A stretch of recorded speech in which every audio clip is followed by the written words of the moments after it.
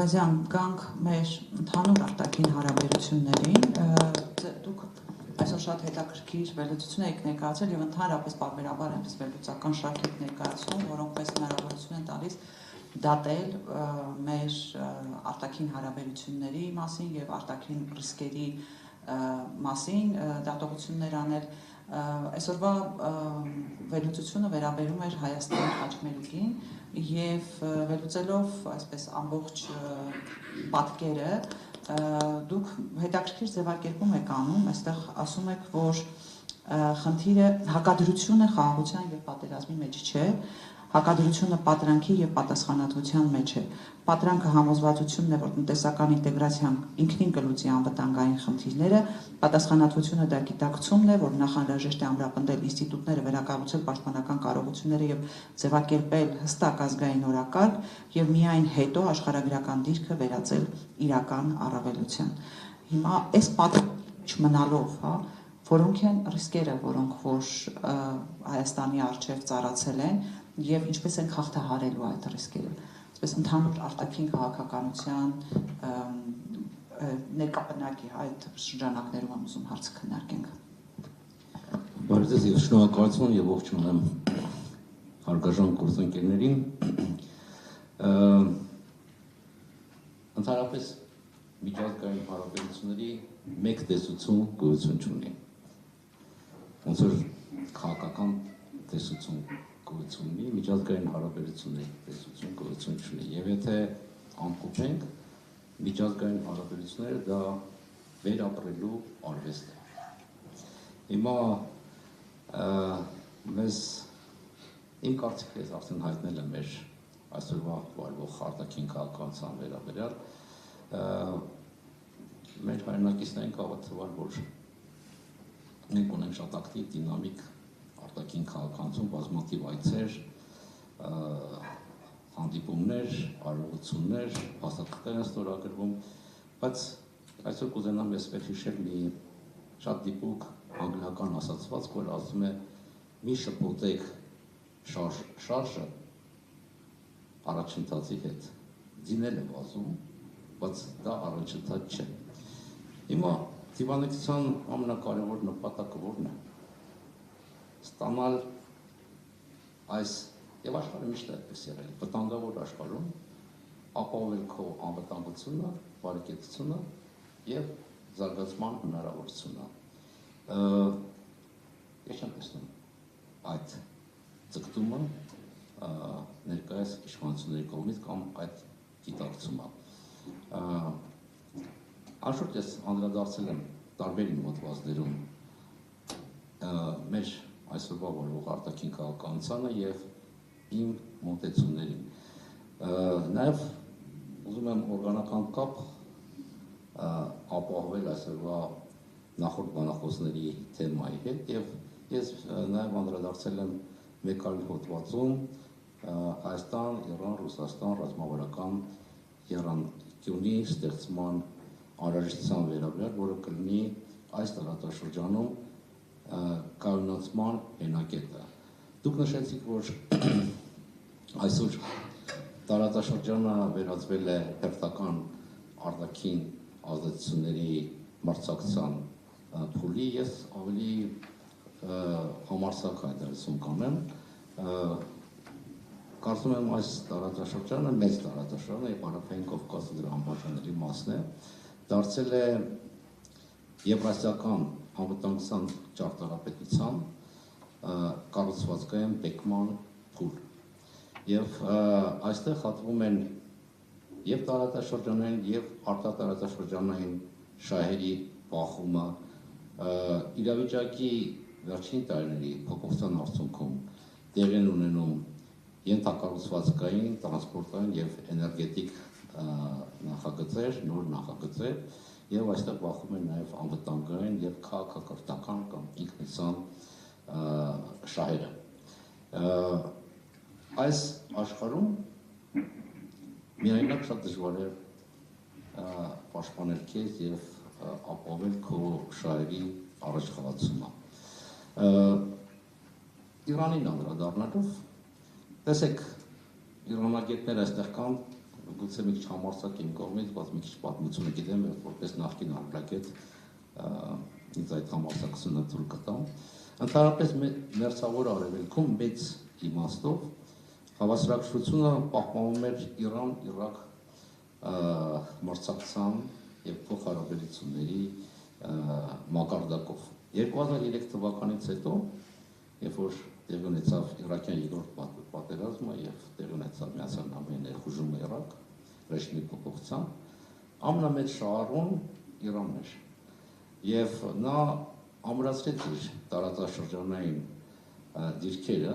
այդ պատերազմի արդյունքում։ Իր տարածաշրջանային ազդեցությունը այնքան տարածվեց, որ մասնագետները խոսում էին շիական կիսալուսնի գոտու ստեղծման վերաբերյալ։ Ընդամենը 20 տարի հետո այդ բուֆերային գոտիները անհետացել են, իսկ Իրանը այսօր գտնվում է անմիջական սպառնալիքների միջավայրում։ Ինչու դա տեղի ունեցավ, տարբեր պատճառներով, ես մի հոդվածում անդրադարձել եմ, որը կոչվում էր կայսրությունների մեծամտությունը, անդրադարձել եմ թույլ տված խառների։ Տեսեք, ավանդական քաղաքականությունը, որը վերջին տասնամյակների ընթացքում ապահովում էր գործընթացների կառավարությունը, բալանսավորման եւ արտաքին հեգեմոնիայի կանխարգելման ուղղությամբ, այսօր արդեն քայքայված է։ Իրանը, ինչպես եւ Ռուսաստանը, կորցրել են բարեկամ պետությունների այդ գոտու հնարավորությունը եւ եթե նախկինում այդ բարեկամ երկրները բուֆերացման միջոցով ապահովում են սպառնալիքների հեռավորությունը իրենց տարածքներից, ապա այսօր իրավիճակի փոփոխության արդյունքում սպառնալիքները ոչ թե ծայրամասում են մարտահրավերները, այլ անմիջական հարևանությամբ են, եւ սա աշխարհական իմաստով որակապես տարբեր իրավիճակ է։ Երկրորդը, ես անդրադարձել եմ հոդվածում, որ կայսերական ժառանգություն ունեցող տերությունները իներտության արդյունքում շատ անգամ հակված են գերագնահատել իրենց ազդեցության ծավալը եւ հարատեվությունը։ Նրանց թվում է, որ պատմական եւ քաղաքական դերը, մշակութային ձգողականությունը եւ ռազմական ներուժը ապահովում է ռազմավարական կայունությունը։ Այս մեծամտությունը, երբ զուգակցվում է տակտիկական սխալների հետ, եւ շատ անգամ տակտիկան ստրատեգիայի հետ են շփոթում, նույնիսկ մեծ տերությունները, բերում է ռազմավարական խոցելիությանը։ Եվ այստեղ կոնկրետ օրինակ բերեմ, իրավիճակը տարածաշրջանում անշուշտ փոխվեց 20 թվականի պատերազմից հետո, ամենադառը հետևանքները զգացին մեր վրա, բայց Իրանի եւ Ռուսաստանի կեցվածքը, որը որոշ չափով պայմանավորված էր այս կայսերական մեծամտությամբ եւ տակտիկական սխալներով, նույնպես իրենց անվտանգային միջավայրը ոչ թե ավելի լավացավ, այլ բավական խորացավ մտահոգությունների, սպառնալիքների եւ մարտահրավերների արդյունքում։ Հետևաբար այսօրվա իրավիճակը դա ոչ միայն Հայաստանի խնդիրն է, մենք բարեկամական, պատմական, մշակութային լուրջ կապեր ունենք, բայց արտաքին քաղաքականությունը նաեւ շահերի մասին է։ Եվ ես կարծում եմ, որ մենք խոսում ենք տարբեր ազդակների վերաբերյալ Իրանի կողմից, մեր ուրիշ ռազմավարական գործընկերների կողմից, բայց պահը հասունացել է, որպեսզի կարողանանք հին ավանդական քաղաքականությունից վեր կանգնել եւ հասկանալ, որ մենք ապրում ենք որակապես այլ աշխարհում, որտեղ ուժը ծնում է իրավունքը, ինչպես շատ հաճախ եղել է պատմության ընթացքում։ Եվ այստեղ ես կուզենայի առանձնացնել երկու գործոն, որոնք ասում են արջի ծառայություն են կատարում Իրանի պարագայում։ Առաջինը ինքնաբավության գործոնն է։ Տեսեք, երկար ժամանակաշրջանում ռազմավարական համբերությունը, ճկունությունը, ասիմետրիկ պատասխանների կարողությունը եւ պատժամիջոցների միջազգային ճնշման մեկուսացման պայմաններում բավական արդյունավետ եղել է Իրանի պարագայում, բայց այսօր իրավիճակը դրդորեն փոխվել է։ Սպառնալիքները անմիջապես հասել են Իրանի դարպասները եւ Իրանը արճակատվում է լրջագույն մրցակիցների հետ։ Եվ այս պարագայում այս ինքնապահությունը կարող է հակառակ էֆեկտ տալ։ Հետևաբար ժամանակում որպեսզի հենց Իրանում սկսեն մտածել ոչ թե տակտիկական դաշինքների մասին, այլ ռազմավարական փոխգործակցության ուղղությամբ, որը ունենա կառուցվածքային բովանդակություն։ Ես նկատի ունեմ անվտանգության, ենթակառուցվածքների, տրանսպորտի եւ էներգիայի ոլորտում։ Երկրորդ գործոնը, որը նույնպես բացասական ազդեցություն ունի, դա Իրանի ավանդական արտաքին քաղաքականության դանդաղությունն է։ Անշուշտ կայուն պայմաններում այս ռազմավարական համբերությունը եղել է արդյունավետ, բայց երբ որ տարածաշրջանը գտնվում է տուրբուլենտության մեջ եւ տարածաշրջանային անվտանգության ճարտարապետությունը փոխում է արագացված տեմպերով, այս դանդաղությունը կարող է խորացնել իրավիճակը։ Հետևաբար այս մարտահրավերներին եւ նկատի ունեմ իմ նախկին գործունեության ընթացքում ես արտներ ունեցել եմ խոսել եւ Իրանի եւ Ռուսաստանի գործընկերների հետ։ Եթե կա մարտահրավերների համատեղ ընկալում եւ հնարավորություններ շահերի համադրում, հարկավոր է ստեղծել պաշտպանական դաշինք, որը կարող է չեզոքացնել ներկայիս մարտահրավերները։ Այսօր աշխարհը շատ մարտահրավերներ է ներկայացնում բոլոր երկրներին, ինչպես է պատմության ընթացքում։ Եվ ամենակարևորը այն երկրները կարողանան հաղթահարել այս մարտահրավերները, որոնք կարող են ադապտացվել։ Մեծ տերությունները, մեծ կայքությունները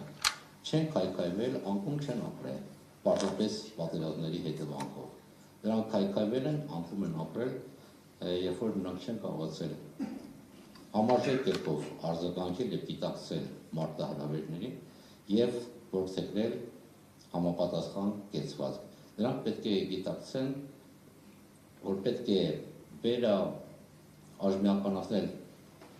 միջազգային միջավայրի կառուցվածքային փոփոխման հարմարվելու իրենց կարողությունը։ Այստեղ ես տեսնում եմ ելքը եւ Իրանի, եւ Հայաստանի, եւ Ռուսաստանի համար։ Շնորհակալություն պարոն Ավազյան, բավականին մանրամասն վերլուծության համար եւ այսպես Իրանից անմիջապես անցում անենք Հայաստանին, ես խոսելով Հայաստանի արտաքին քաղաքականության մասին։ Հիմա ուր է տանում վերջիններս արտաքին քաղաքականությունը։ Տեսեք, մի կողմից ազգային ժողովը օրենք ընդունեց Եվրոպական միությանը անդամակցելու գործընթաց սկսելու վերաբերյալ։ Մյուս կողմից այս իշխանությունները հայտարարում են, որ Ռուսաստանի հետ հարաբերությունները այսպես հարաբերությունների վատացման կամ հարաբերություններ սրելու բացարձակ ցանկություն չունեն։ Մյուս կողմից Իրանի պարագայում պարզապես լռություն են խաղում։ Չորրորդ կողմից Ամերիկայի Միացյալ Նահանգներին վերում դարձնում են իրենց տարածքում երկարաժամկետ այսպես իրավունքներ ունեցող եւ հետեւաբար նաեւ որոշումներ կայացնող։ Հիմա այս խճանկարում, հա, մենք ուր ենք եւ ինչպես ենք կարողանալու ի վերջո այդ խճանկարի կամ այսպես ասեմ փազլի կետաները, մասնիկները հավաքել այնպես, որ դա ճակատագրական չլինի Հայաստանի համար։ Այն ինչ-որ շնորհակալություն, այն ինչ-որ դուք նկարագրեցիք փաստացի օրինակներով, Պաշտպանական Երևանը անվանում է բալանսավորման եւ եթե քիչ կենտրոն բալանսավորող արտաքին քաղաքականություն։ որի հիմքում դրված է այն գաղափարը, որ Հայաստանը պետք է կախված լինի բազմաթիվ արտաքին կենտրոնից։ Ես վերջերս անդրադարձել եմ այդ հարցին եւ այն, որ դուք նկարագրեցիք, դրա արդյունքում մեր փոքր տարածքը դառնում է ոչ մեկին չես մերժում, ոչ մեկին չես հակադրվում, Վարդանիսկու ազգային շահերի մասին եւ մեր փոքր երկիրը դառնում է հակադիր շահերի համադրման կետ, որը անխուսափելի է վաղ դուրս բերելու է շահերի բախմանը եւ այդ պարագայում Հայաստանը կարող է ուղղակի վերածվել տարածաշրջանային դիմակայության էպիկենտրոնի, սա մեր երկրի համար, որը ռազմավարական խորություն ունի, կարող է ամենավատ հետևանքները ունենալ։ Մյուս կողմից այս քաղաքականության արդյունքում եւ օրինակներ կարծում եմ բոլորս գիտենք, տեսնում ենք, այս այսպես կոչված բալանսավորման քաղաքականության արդյունքում դռներ են բացվում լայն իմաստով արտաքին ազդեցության համար, որոնք ուղղակի, եթե չասեմ ձևավորում են, բայց մեծ ազդեցություն են մեր ներքաղաքական օրակարգի, մեր որոշումներ կայացնելու կարողության եւ միջազգային վարքագծի վրա արդյունքում հակառակ այն գեղեցիկ բարերին եւ պաշտոնական քարոզությանը բոլորը ստանալու են իրենց շահերի չափաբաժինը, իսկ Հայաստան դառնալու է ոչ կենսունակ երկիր, որը կորցնելու է այս ճանապարհը տանում դեպի ռազմավարական սուբյեկտայնություն։ Եվ լուծումը ես առաջարկել եմ զսպման քաղաքականության միջոցով, որը իմ մասնագիտական գիտելիքների արդյունքում եմ ես եկել այս եզրակացությանը, հետանիվ չեմ հորինել, երբ որ ուժային քաղաքականությունը դառնում է գերիշխող մեթոդը միջազգային հարաբերություններում, ուժային քաղաքականությունը կարող է զսպել, չեզոքացվել միայն հակաուժ ստեղծելու պայմաններում։ Խոսքը պատերազմի մասին չէ։ Խոսքը այնպիսի կարողություններ զարգացնել, ներքին եւ արտաքին կարողություններ,